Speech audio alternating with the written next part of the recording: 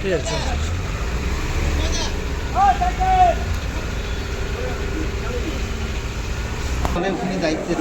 আমি কোনো দায়িত্ব নেই। আমার মাথার উপরে মমতা ব্যানার্জি ছিল, আছে, থাকবে। উনি কি দলে থাকছেন? আপনি তো বুঝিয়েছেন। আমি কি করে বলবো?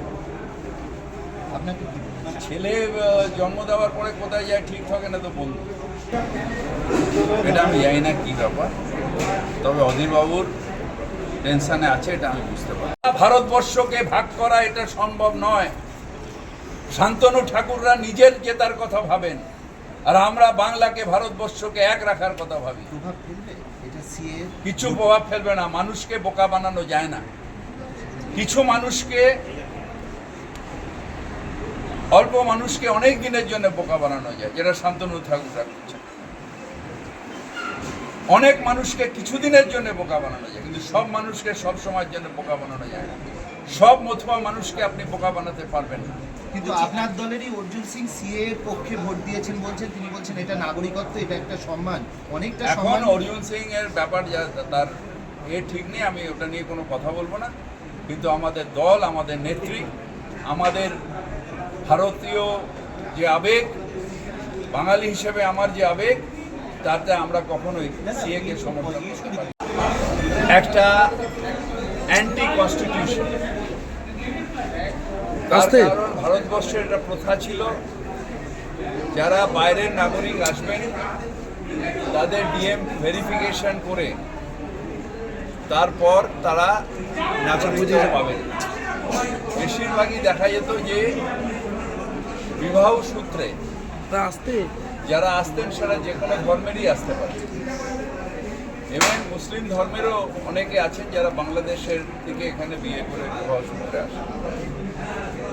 তাদের কি হবে? আর হিন্দু ধর্মে যারা সিএতে আজকে দিয়ে আবার তাদের অনিশ্চয়তা ফেলবার চেষ্টা করছে বিজেপি সরকার, তারা কেন করবে?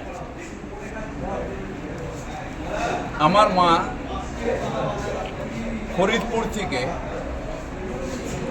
47 সালে এসছে। তাহলে আমাদের বা আমার মামা বাড়ির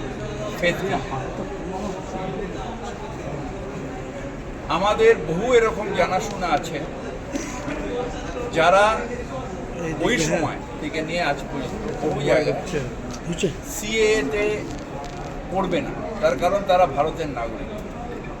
আজকে যাদের ডিক্লারেশন চাইছেন তারপরে তাদের ভারতীয় নাগরিক করবেন, তাহলে এতদিন তারা যে ভোটটা দিয়ে এসছে, তাদের যারা মতুয়া সম্প্রদায়ের মানুষ যারা পার্লামেন্টে গেছেন, অ্যাসেম্বলিতে গেছেন, তাহলে কি তারা বেআইনি হয়ে গেলেন?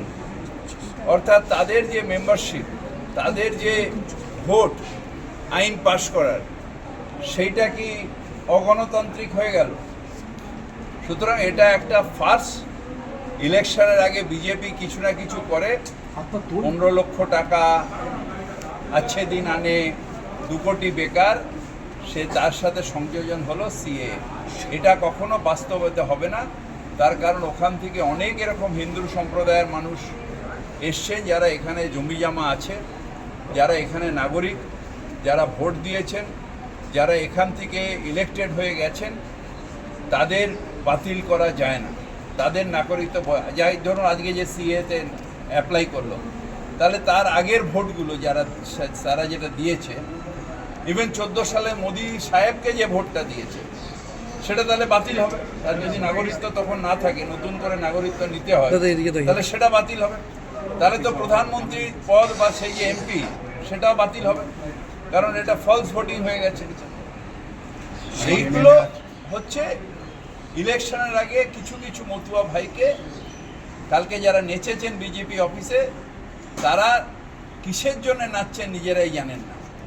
তারা নাচছেন নিজেদের সম্প্রদায়কে বিপদে ফেলার নাচ। আমরা ভারতীয়, আমরা ভারতবর্ষে থাকব, মতুয়া, হিন্দু, মুসলমান সবাই আমরা ভারতবর্ষে থাকব। একটা সময় পুরো ভারতবর্ষটা এক ছিল, তাই সেখানে বাংলাদেশ থেকে নিয়ে সব আমাদের এক সময় ছিল। তারও আগে আফগানিস্তানও ভারতবর্ষের অঙ্গ ছিল। সেখান দিয়ে কে আসবে? তাহলে যদি আফগানিস্তান হয় তাহলে শ্রীলঙ্কা কেন নয়? শ্রীলঙ্কার থেকে প্রচুর এরকম হিন্দু ভাইয়েরা আছে যারা পালিয়ে চলে এসেছে, তারা কেন নয়? যদি যদি তারা না হয় তাহলে নেপাল কেন নয়? ভুটান কেন নয়? কেন ধর্মের ভিত্তিতে ইলেকশনের আগে সুরসুরি কেন? কেন ধর্ম অন্ধতায় ভারতবর্ষকে ঠেলে দেওয়া হচ্ছে?